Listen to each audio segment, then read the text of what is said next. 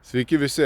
Šiandieną esame ant paprasto kabutėse nepaprasto stogo. Tai ypatumas yra toks, kad tai yra du sublokuoti dvišlaičiai stogai, kotedžo tipo namukas. Tai yra vienas namas, tai yra kitas namas.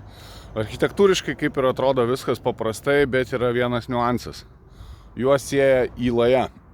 Ir mes gauname užklausimų, kaip mes padarome tas įlajas.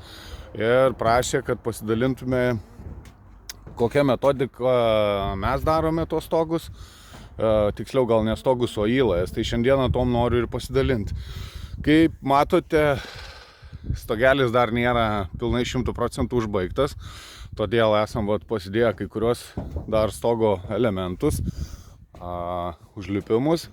Tai negaliu filmuoti, kaip sakyt, vėliau, nes tiesiog nebus pastolių ir nebus kaip užlipti, nes tai yra ganėtinai aukštas pastatas. Tai filmuoju su visais dar nedabaigimais, kaip sakyt, bet manau, kad jums tas bus nekliūtis. Na, kaip matot, įlaja yra išformuota iš skardos. Jeigu taip einant į priešistorę, tai pastačius stogo visą medinę konstrukciją tarp gegnių yra daroma iš medžio konstrukcijos ir durelio plokščių išformuojama visa įlaja. Matot, jinai yra viršuje plati, į apačią truputį ne truputį, bet siaurėja, automatiškai yra nuolydis. Kaip matot, šitos visos dalys yra vienam levelyje, va šitos stogo apačios vienam levelį, o jau šitos visi apskartinimai įlajas yra tokios konusai einančios, bet tai yra daroma todėl, kad tiesiog yra, kaip minėjau, formuojamas nuolydis, todėl tai toks konusas ir gaunasi. Šitos skardos tarpusavį, aišku, mes visada stengiamės kuo mažiau, kad jungčių būtų, bet ne visada tas gaunasi, nes ilgiai būna tokie, kad tiesiog neišeina iš vientisos daryti. Aišku, galima ten tikrai, žinau, ne vieną kolektyvą, kurie lankstymo volelių pagalba pasidaro vientisą, bet čia yra jų metodika, mūsų yra tokia metodika, mes su staklėm lankstom, tai lankstiniai yra maksimaliai ilgi. Ir aišku, jų jungtis yra turbūt aktualiausia problema. Tai kaip matote, tai čia yra užlenkta, falco pagalba padaryta. Tai nėra, kad skarda ant skardos ir kniedėm ar silikono pagalba sujungta. Tai yra falcai. Čia yra išbėgimai į latakus. Ne vieną tokį stogą padarė esam, kol kas problemų neturėjom ir tikimės, kad neturėsime. Kokia šios įlajos specifika? Mes padarę visą medinę konstrukciją ir suformavę šitus nuolydžius, mes dedame EPDM dangą.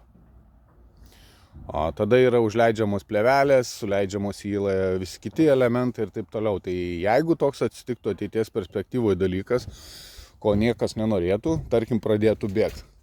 Tai šita įlaja po apačiai jinai yra visa padengta EPDM. Lovys toks iš EPDM sukliuotas yra. Tai kol buvo net važiavus skarda, tas EPDM buvo suklotas ir būdavo lietus, nei vienoje vietoje, kad drėgna būtų ir taip toliau. Tai irgi anksčiau mes darydavom su kitom hidroizoliacijom, bet priėjom tokios išvados pradėję dirbti su EPDM, kad apart EPDM turbūt nežinau, kas būtų geriau. Dažniausiai darome iš atliekų, kur yra likę nuo didesnių objektų. Žmonės, sakykime, užsakovai vis tiek meta jos velniop, o mums čia lieka tokie, kaip sakyt, gabalai, ir mes juos panaudojame. Kitas niuansas, ką norėjau iš tikrųjų papasakoti apie šitą įlają, gal daug kas atkreipė dėmesį, kad yra ventiliacinės angos padarytos, tie vadinamos medūzos. Dabar dėl ko darėm, aš jums pasakysiu. Kada tu darai įlają, tu negali pritaikyti metodikos, kuri yra taikoma latakė, kad per čia oras, sakykime, eitų.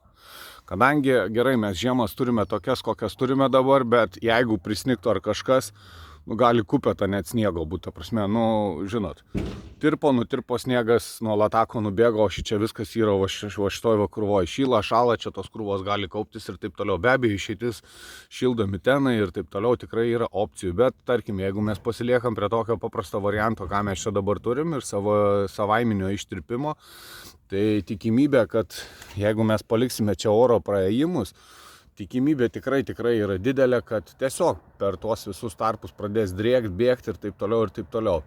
Be abejo, oro paėmimas ir oro srautas, tas samatiokų vadinamas savaiminis, ar ne, jisai tikrai turi būti.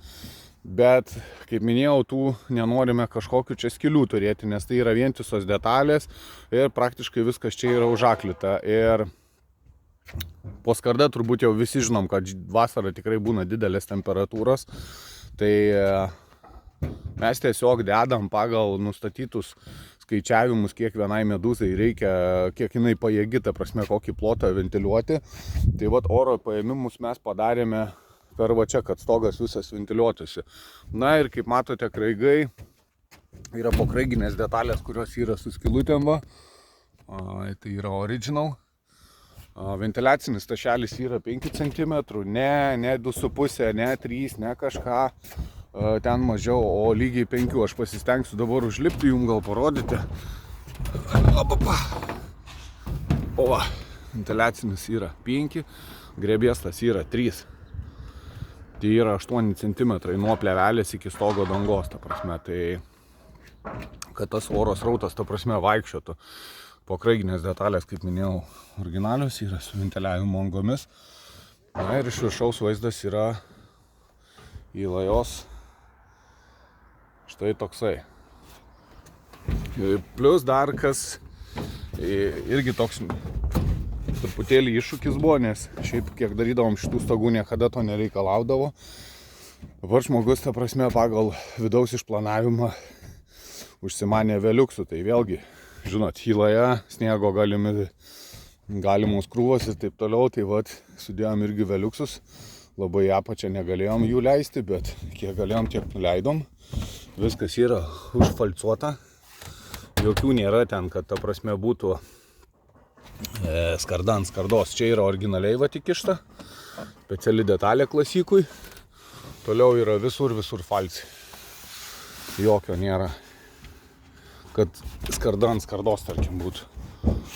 Tai va, vidaus patalpos. Viskas užfalcuota ir padaryta. Šiaip įspūdingai atrodo stogeliai šitie, be abejo, jie labai daug laiko užima. Netgi, tarp kitko, pats klientas pirmą jis tokį statė, sako, blemba, čia tikrai ilgai šitie užsidirba. Taip, tikrai ilgai, nes daug laiko labai atima pačių įlajų išformavimas, to pačio mano minėto EPDM klijavimas, pats skardinimas, ta prasme, tu turi tikrai atidžiai daryti ir negali taip, kad ten, žinot, skardant skardos, te aplep maždaug ir viskas, nes tikrai bus bėdos. Tikrai ne vienas namas toks yra tvarkytas, ta prasme, ir su tom įlajom, jeigu neatkreipsi kai kurių, kaip sakyt, momentų, paskubėsi dar kažką, tikrai didelė tikimybė, kad esant atodrėkiam visokiem ir taip toliau, tai tikrai turėsi bėdos. Tai va, šiai dienai tiek. Mūsų namukas toksai šiame video. Dar kartą sveikinu su pavasariu. Jau kaip išėjo šitas video viešą erdvę, aišku, su praėjusiam Velykom. Visiems linkiu gerų, gražių metų. O mes toliau tęsime savo statybas ir pasistengsime pasidalinti kažkokiais įdomesniais, sakykime, video, nes tikiu, kad meistrų kompetencijos yra jau Lietuvoje tikrai neblogos ir filmuoti paprastą dvišlaitį ar keturšlaitį netaip jau yra įdomu. Susirašom. Iki.